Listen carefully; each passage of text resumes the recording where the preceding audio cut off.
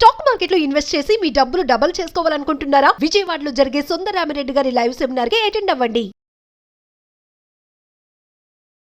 నమస్కారం, సుమన్ టీవీకి స్వాగతం. ఈ 2025 జనవరి 29న మౌని అమావాస్య రానుంది. ఈ మౌని అమావాస్యనే చొళంగి అమావాస్య అని కూడా అంటారు. ఏమిటి ఈ మౌని అమావాస్య యొక్క ప్రత్యేకత, ఈ రోజు పాటించవలసినటువంటి విధి విధానాలండి, ఈ విషయాలను తెలియజేసేందుకు మనతో పాటు ఉన్నారు ప్రముఖ జ్యోతిష శాస్త్ర పండితులు, శ్రీచక్రపీఠ వ్యవస్థాపకులు బ్రహ్మశ్రీ ప్రదీప్ జోషి గారు మనతో పాటు ఉన్నారు. గురుగారిని అడిగి మరిన్ని విషయాలు తెలుసుకుందాం. గురుగారు నమస్కారం. శ్రీమాత్రే నమః. గురుగారు, అమావాస్యల్లోని ఈ చొళంగి అమావాస్య చాలా ప్రత్యేకమైనదిగా చెప్తారు. ఏంటి ఈ అమావాస్య యొక్క ప్రత్యేకత? శ్రీ గురుభ్యో నమః. శ్రీమాత్రే నమః. అచింత్య వ్యక్త రూపాయ నిర్గుణాయ గుణాత్మని సమస్త జగదాధారమూర్తయే బ్రహ్మణే నమః.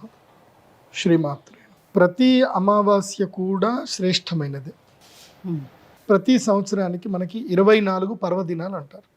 వీటిని పూర్ణ దినాలు అని అంటారు, పర్వదినాలు అంటారు. 12 పౌర్ణమిలు, 12 అమావాస్యలు. పౌర్ణమి దేనికోసమనంటే మనము పాజిటివ్ ఎనర్జీ పొందడానికి పౌర్ణమి. అంటే మనము భోజనం చేయడానికి ఎట్లాగైతే మనకు అనుకూలమైన కాలము, భోజనం చేయడం వల్ల ఎట్లాగైతే మనకు శక్తి వస్తుందో, అట్లాగే ఈ యూనివర్సల్ ఎనర్జీ నుంచి, యూనివర్సల్లో ఒక ఎనర్జీ ఉంటుంది. ఆ ఎనర్జీ మనం పొందాలి అని అంటే మనకు పౌర్ణమి. సరే, అదంతుంది. మన లోపల ఉండే నెగిటివ్స్ మొత్తం పోవాలి. ఎందుకోసం అంటే తీసుకోవడం ఎంత ఉంటుందో వదలడం కూడా అంతే ఉండాలి. అయితేనే లైఫ్ బ్యాలెన్స్ అవుతుంది. సో మనకి ఎనర్జీస్ ఎంత తీసుకున్నా, సో ఆ ఎనర్జీస్ డిఫికల్ట్ అయినప్పుడు కొన్ని పోగొట్టుకోవాల్సి వస్తుంది. సో నెగిటివ్స్ మొత్తం పోవాలి అంటే అమావాస్య. పాజిటివ్ రావాలి అనంటే పౌర్ణమి, నెగిటివ్స్ పోవాలి అనంటే అమావాస్య. ఎందుకు? పౌర్ణమికి పూర్తిగా ఆపోజిట్ ఏంటిది అని అంటే అమావాస్య. అవునా కాదా? సో పౌర్ణమి మనకి చంద్రుడు పూర్తిగా కనిపిస్తాడు, అమావాస్య చంద్రుడు అస్సలు కనిపించాడు. అమావాస్యకి చంద్రుడు పూర్తిగా సూర్యుడితోటి ఉండిపోతాడు కాబట్టి మనకి కనబడ్డు. సో పౌర్ణమి ఏమవుతుంది? చంద్రుడి యొక్క వెన్నెల్లో మనకి జలము ద్వారా మనకి శక్తి వస్తుంది. మన శరీరంలో కూడా జలం ఉంది కాబట్టి మన శరీరం లోపలికి శక్తి ఆవాహన అనేది ఈజీగా జరుగుతుంది. అమావాస్య రోజు జలతత్వమైనటువంటి చంద్రుడు ఆ యొక్క శక్తిని నీళ్ళల్లోకి ఇచ్చేస్తాడు. ఎందుకోసం అంటే బయట కనబడ్డు కదా, నీళ్ళల్లో శక్తి ఉంటుంది. అందుకే ఆటు పోటు అనేది ఉంటుంది. దీని యొక్క వైశిష్ట్యత ప్రకారము మనం అర్థం చేసుకోవాల్సింది ఏంటంటే, అందుకే ప్రతి అమావాస్య రోజు నదీ స్నానం చేయడము, పితృదేవతలకు తర్పణం ఇవ్వడము, తర్వాత అమావాస్య ముఖ్యంగా ఎవరైతే కనుక దీక్షాపరులు ఉంటారో అమావాస్య ఉపవాసం ఉంటారు. ఉపవాసం అంటే ఒక పూట తింటారు, ఇంకో పూట తినరు. కొంతమంది ఉపవాసం కూడా ఉంటారు. అమావాస్య రోజు విశేషం ఏమిటంటే నెగిటివ్స్ మొత్తం దూరం చేసుకోవాలి. అందులోనూ అన్ని అమావాస్యల్లో కొన్ని బలమైన అమావాస్యలు ఉంటాయి. అందులోపల బలమైన అమావాస్యల్లో ఒకటి నదీ స్నానము చేయడానికి, పూర్తిగా నెగిటివ్స్ అన్ని దూరం చేసుకోవడానికి, కుంభమేళ పుష్కర స్నానాలు అన్నీ చేయడానికి అత్యంత అనుకూలమైన అమావాస్య మౌని అమావాస్య. అదే ఈ పుష్యమాసంలో వచ్చే అమావాస్య, పుష్య అమావాస్య. ఈ పుష్య అమావాస్య చాలా శ్రేష్టమైంది. ఇది ఏమిటంటే మన యొక్క పాపకర్మ పంకిలమంతా కూడా పోగొట్టుకోవడానికి పుష్య అమావాస్య. తర్వాత మాఘ అమావాస్య వస్తుంది. మాఘ అమావాస్య చాలా గొప్పది. దాని యొక్క శక్తి ఏమిటి అని అంటే గనక, ఎవరికైతే గనక అనువంశికంగా దుఃఖం వస్తుందో, అంటే సంతానం లేకపోవడమో, తర్వాత ఇంట్లో ఎవరైనా మరణించడమో, అలాంటివి అనువంశికంగా దుఃఖం వచ్చేటువంటి వాళ్లకు మాఘ అమావాస్య శ్రేష్టమైంది. అలాంటి మాఘ అమావాస్య రోజు పుష్కర స్నానం చేసినా, నదీ స్నానం చేసినా, తర్పణాలు చేసినా వాళ్ళకి సంతాన భాగ్యం అనేది 100% కలుగుతుంది. అనువంశిక దోషాలన్నీ కూడా పోతాయి. ఆ తర్వాత ఇంకోటి ఉంటుంది, మహాలయ అమావాస్య. అది మనకి భాద్రపద మాసంలో వస్తుంది.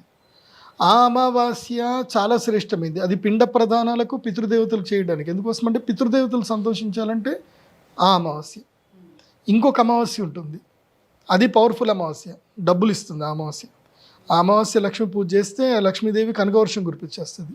అదేంటి మీ అందరికీ తెలుసు కదా, ఏంటిది? అది దీపావళి. ఆశ్వయుజ అమావాస్య, దీపావళి.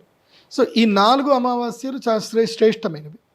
ఇంకోటి ఆషాఢ అమావాస్య ఉంటుంది, అది గుప్త అమావాస్య అంటారు. అది వారాహి అమ్మవారికి, తర్వాత వామాచార తంత్ర పూజలకి ఆషాఢ మాసం. అది పరశురామ క్షేత్రంలో గనక ఆషాఢ మాసంలో అమావాస్య పూజ చేయించుకుంటే అసలు నువ్వు ఏదంటే జరుగుతుంది. ముఖ్యంగా శత్రుబాధ విముక్తి కలగాలి, రుణబాధ విముక్తి కలగాలి. ఏ మనిషికైనా జీవితంలో దుఃఖం వచ్చేది ఒక అన్ఎక్స్పెక్టెడ్ థింగ్ వల్లనే జరుగుతుంది. ఇప్పుడు మీరు ఎంతో ఇష్టంగా ఒక ల్యాండ్ కొనుక్కున్నారు, ఒక 10 ఎకరాలు ఎక్కడో కొనుక్కున్నారు, మీ జీవితకాలం కష్టపడి సంపాదించినట్టు కొనుక్కున్నారు. మీరు కొన్న కరెక్ట్గా ఒక నెల రోజులకు ఒక్కోడు వస్తాడు, నాకు ఇది ఆల్రెడీ అగ్రిమెంట్ జరిగింది, ఇది నాది అని కేసు పెట్టాడు. మీ 10 కోట్లు అక్కడ ఇన్వెస్ట్ చేశారు, ఆ కేసు తేలేసరికి 10 ఏళ్ళు అవుతుంది.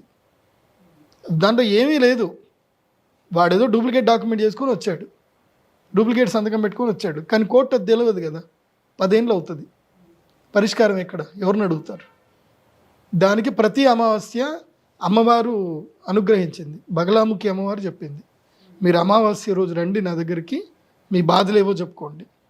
అంటే లైక్ జనతా గ్యారేజ్ లాగా అనమాట, అమ్మవారు గ్యారేజ్ ఓపెన్ చేస్తుంది, రండి మీ ప్రాబ్లమ్స్ ఏందో మొత్తం చెప్పండి, అమావాస్య నేను మీ అందరికీ అవైలబుల్ ఉంటాను, మీ బాధలన్నీ కూడా వింటాను అని అమావాస్య బగలాముఖి అమ్మవారు అనుగ్రహించింది.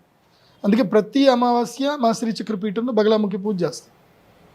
ఈసారి మీరు అంటున్న ఈ చొల్లంగి అమావాస్య అంటున్నారు కదా, ఈ చొల్లంగి అమావాస్య ఏమిటంటే కనుక మనము పైరు మొత్తం కూడా తీసేసి, ఇప్పుడు సంక్రాంతికి పైరు తీసేస్తాము, ఈ చొల్లంగి అమావాస్యకి మనం ఏం చేయాలి అని అంటే పైరుని పూజ చేసుకోవాలి. అంటే ఆ భూమి మొత్తం చదును వేసి భూమి పూజ చేసుకోవాలి. భూమి పూజ చేసుకొని నత్తలు చల్లాలి. యాక్చువల్లీ ఇది రూల్ ప్రకారం నత్తలు. చొల్లంగి అంటే దీని ఏమంటారు, డొల్ల చేయడము అని అర్థం నిజం చెప్పాలంటే. అంటే భూమిని డొల్ల చేయాలి. మనం ఇప్పటిదాకా సంక్రాంతి వరకు పంటలు పండించుకున్నాం, బియ్యము అంతా ఇంటికి తెచ్చేసుకున్నాం, కానీ మనము భూమిని పట్టించుకోవట్లే. భూమి లోపల దున్నాలి అని చెప్తున్నారా? మొత్తం అంతా భూమిని దున్ని ఏం చేయాలంటే నత్తలు ఇయ్యాలి. ఇప్పుడు ఆవు పేడ చల్లాలి, నత్తలు వేయాలి. నత్తలు వేసి నెక్స్ట్ కార్తెలు వస్తాయి. ఇప్పుడు ఇది అయిపోయింది, ఇప్పుడు మకర రాశి లోపలికి ఎంటర్ అయ్యాడు, శ్రవణ నక్షత్రం లోపలికి ఎంటర్ అయ్యాడు. మకర రాశి లోపలికి శ్రవణం, కుంభం, శ్రవణం, ధనిష్ట అయిపోయిన తర్వాత ఎప్పుడైతే సూర్యుడు శతభిష నక్షత్రంలోకి ప్రవేశిస్తాడు, శతభిష నక్షత్రంలో ప్రవేశించగానే ఎండ తీవ్రత అనేది పెరుగుతుంది. అప్పుడు భూమి మళ్ళీ తనను తాను ఈల్ చేసుకుంటుంది. మళ్ళీ అప్పుడు మనము నాట్లు వేసుకుంటాం.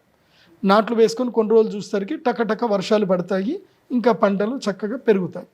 ఇది టైం ఏంటంటే ఈ చొల్లంగి అమావాస్య నుంచి మళ్ళీ మాఘ అమావాస్య వరకు భూమికి రెస్ట్ టైం అన్నమాట. ఇప్పుడు పంటలు వేయకూడదు, భూమికి రెస్ట్ టైం ఇది.